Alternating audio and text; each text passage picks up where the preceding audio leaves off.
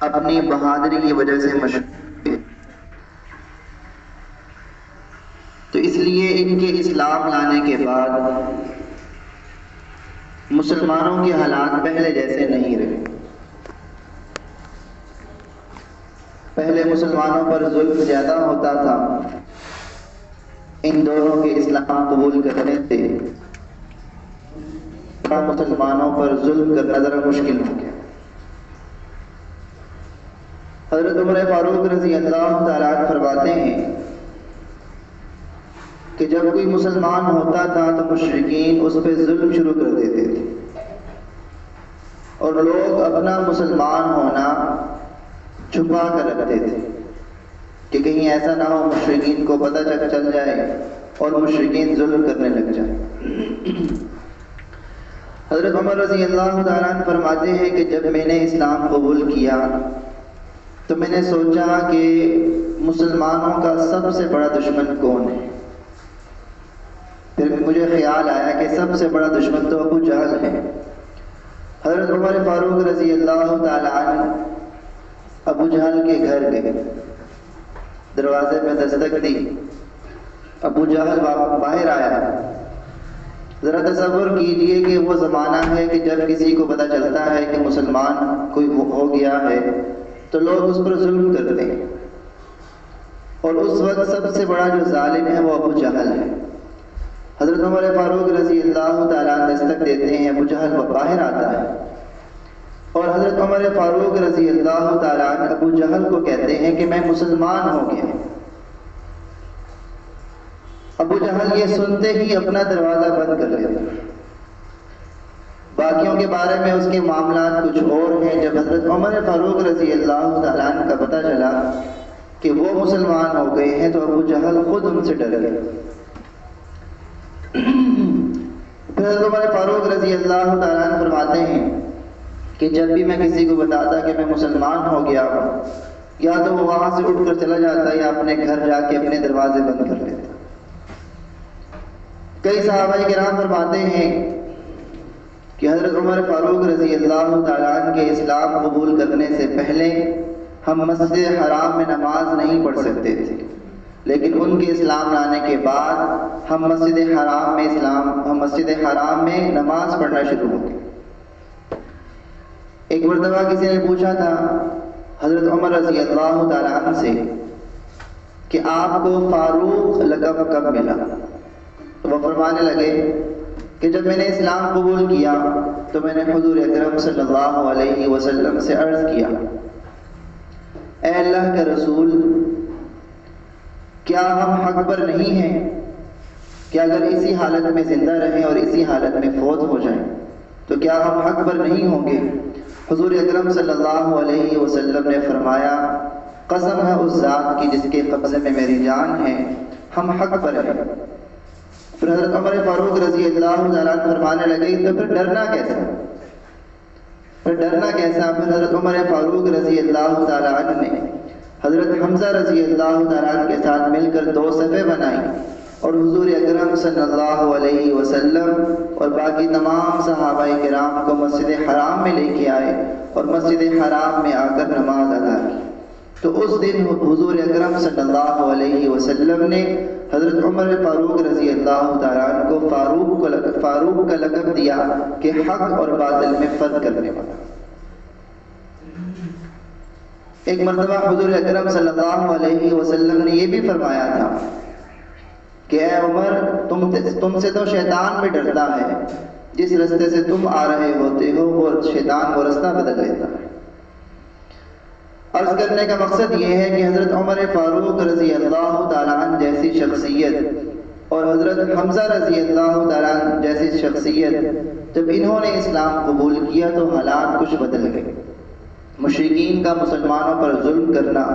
اور مشرکین کا حضور اکرم صلی اللہ علیہ وسلم کو تنگ کرنا کچھ کم ہو گیا، لیکن مشرکین کے لیے یہ بات دھچکا تھا کہ حضرت حمزہ بھی مسلمان ہو گئے اور حضرت عمر فاروق رضی اللہ تعالیٰ عنہ بھی مسلمان ہو گئے۔ اب مشرکین نے اپنا کچھ رویہ بدلا اور کسی اور طرح حضور اکرم صلی اللہ علیہ وسلم کو اپنی دعوت سے ہٹانے کی کوشش کی۔ مشرکین نے آپس میں مشورہ کیا اور وہ حضور اکرم صلی اللہ علیہ وسلم کے پاس ایک وفد کی شکل میں آئے اور آ کر حضور اکرم صلی اللہ علیہ وسلم سے سودے بازی کرنے لگے۔ مشرکین آئے اور کہا کہ ایسا کرتے ہیں،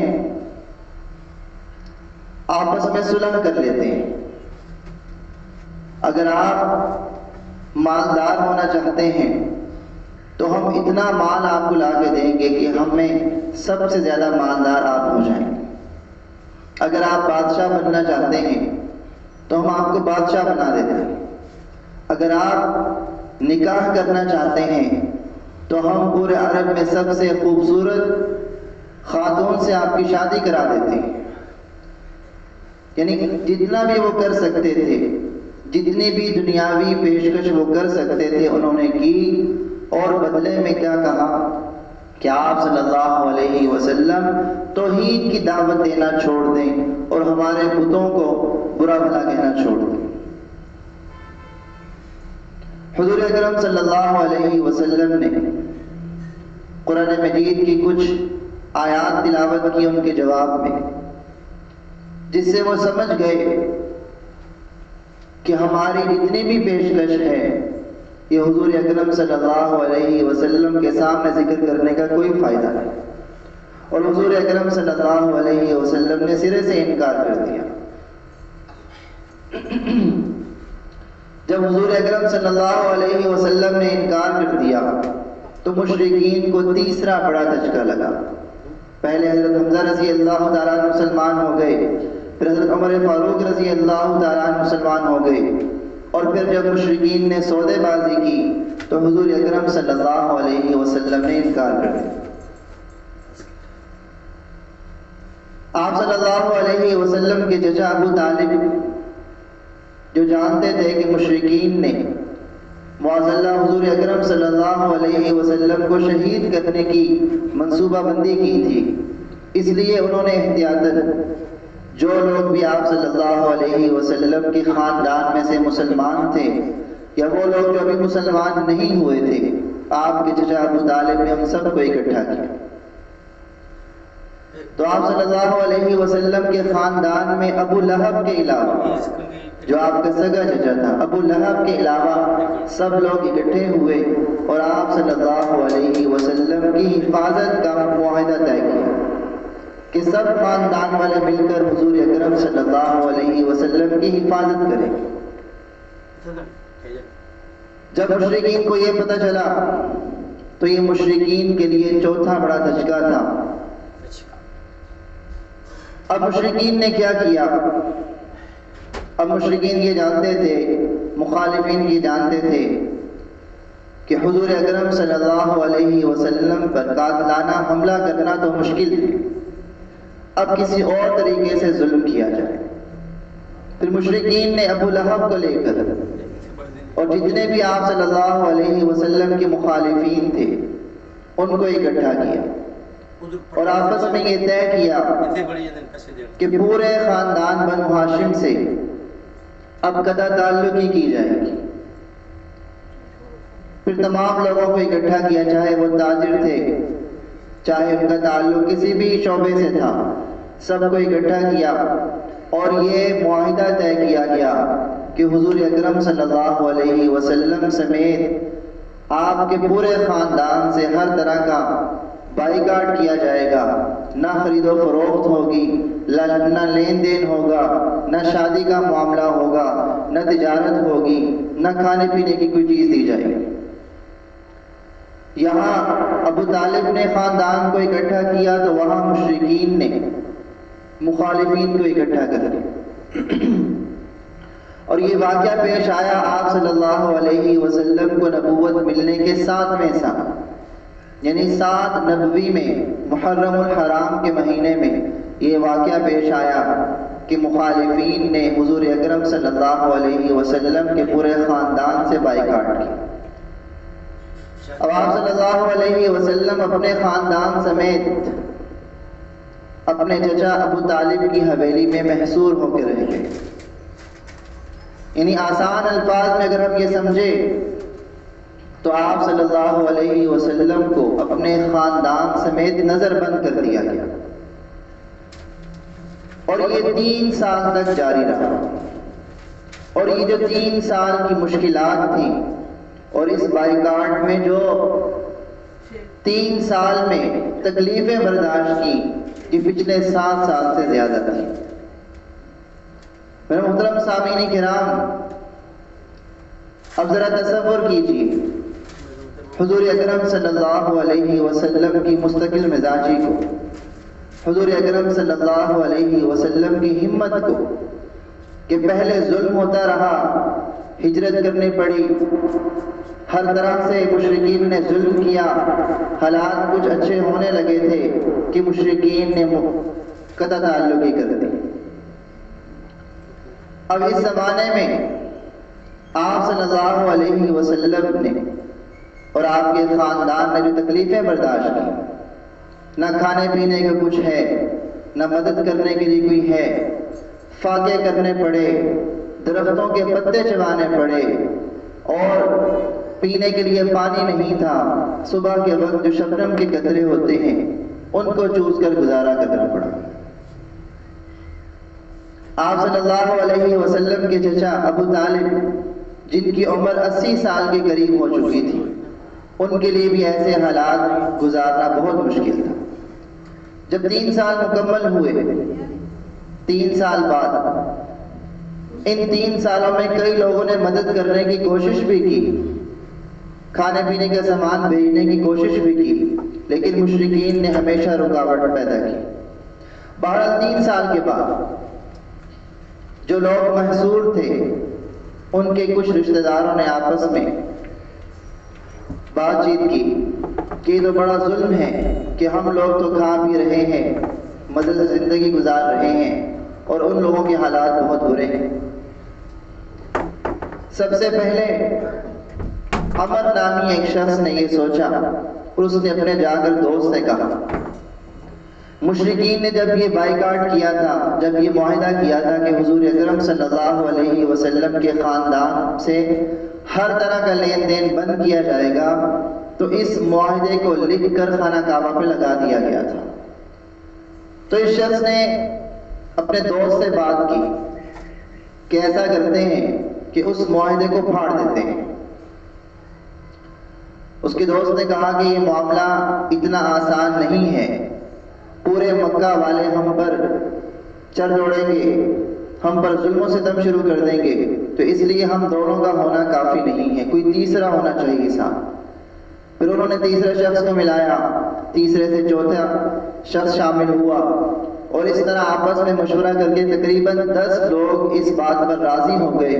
کہ ہم اس معاہدے کی مخالفت کریں گے اور اس معاہدے کو پھاڑ دیں گے۔ اگلے دن مسجد حرام میں سب لوگ موجود تھے، مشرکین موجود تھے، کہ اتنے میں ایک شخص کھڑا ہوا اور کہنے لگا، اے مکہ کے لوگوں، کیا تم اس بات پر راضی ہو کہ تم مزے سے زندگی گزارو اور خاندان بنو ہاشم تکلیف میں زندگی گزارے؟ اسی دوران آپ صلی اللہ علیہ وسلم کو اللہ کی طرف سے پیغام ملتا ہے۔ اللہ کی طرف سے پیغام یہ ملتا ہے کہ اللہ تعالیٰ نے کچھ کیڑے مکوڑے بھیجے ہیں، اور وہ جا کر اس معاہدے میں جتنے بھی ظلم و ستم والی باتیں ہیں ان کو ختم کر دیں گے۔ آپ صلی اللہ علیہ وسلم اپنے چچا ابو طالب کو بھیجتے ہیں۔ اب جس دوران لوگ اس معاہدے کی مخالفت میں، اس معاہدے کو پھاڑنے کے لیے کوشش کر رہے ہیں، آپ صلی اللہ علیہ وسلم کے چچا ابو طالب بھی مسجد حرام میں تشریف لاتے ہیں۔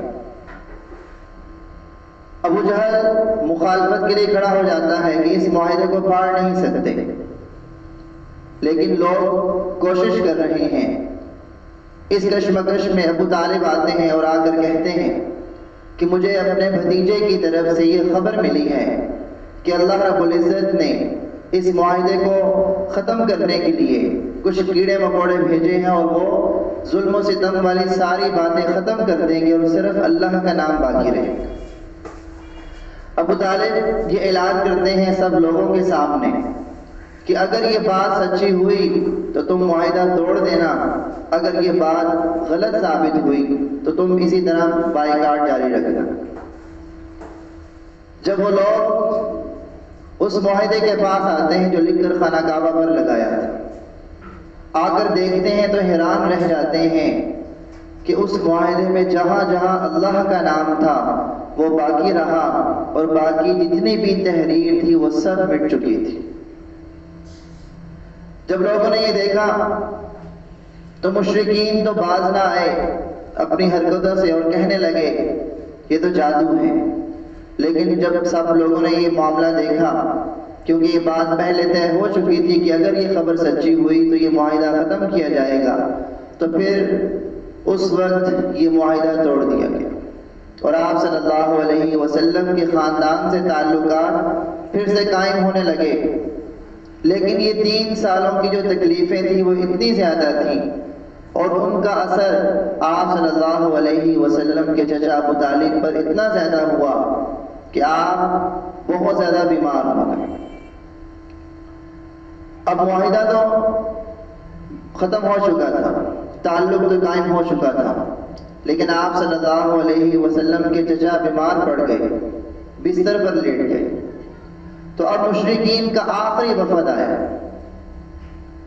اور آ کر کہنے لگے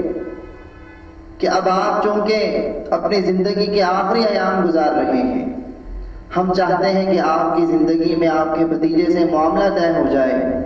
اگر آپ کی زندگی کے بعد ہم نے کچھ کیا تو عرب کے لوگ ہم پر انگلی اٹھائیں گے۔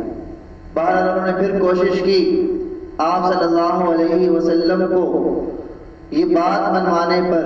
کہ آپ صلی اللہ علیہ وسلم ان کے بتوں کو برا بھلا کہنا چھوڑ دیں اور توحید کی دعوت دینا چھوڑ دیں۔ یہ آخری وفد تھا۔ آپ صلی اللہ علیہ وسلم کے چچا ابو طالب نے حضور اکرم صلی اللہ علیہ وسلم کو بلایا، بات چیت کرنے کی کوشش کی،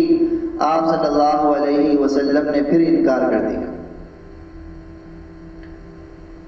اب اس معاہدے کے اس آخری وفد کے کچھ دن بعد ہی آپ صلی اللہ علیہ وسلم کے چچا ابو طالب اس دنیا سے رخصت ہو گئے۔ آپ صلی اللہ علیہ وسلم کے لیے بہت بڑا غم تھا کہ آپ صلی اللہ علیہ وسلم کو جن کی سب سے زیادہ حمایت حاصل تھی، یا یوں سمجھ لیں کہ آپ صلی اللہ علیہ وسلم کی ذات پر ظلم کرنے کی جو سب سے بڑی رکاوٹ تھی مشرکین کے لیے، وہ آپ کے چچا ابو طالب تھے۔ پہلے ظلم ہوا، پھر 3 سال قید میں گزاری، اس کے بعد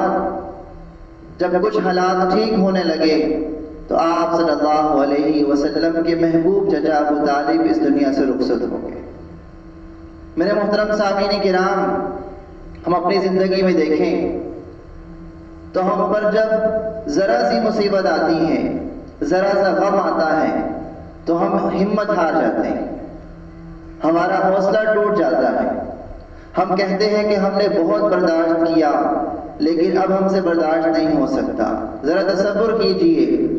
پچھلے 10 سال سے ظلم ہو رہا ہے،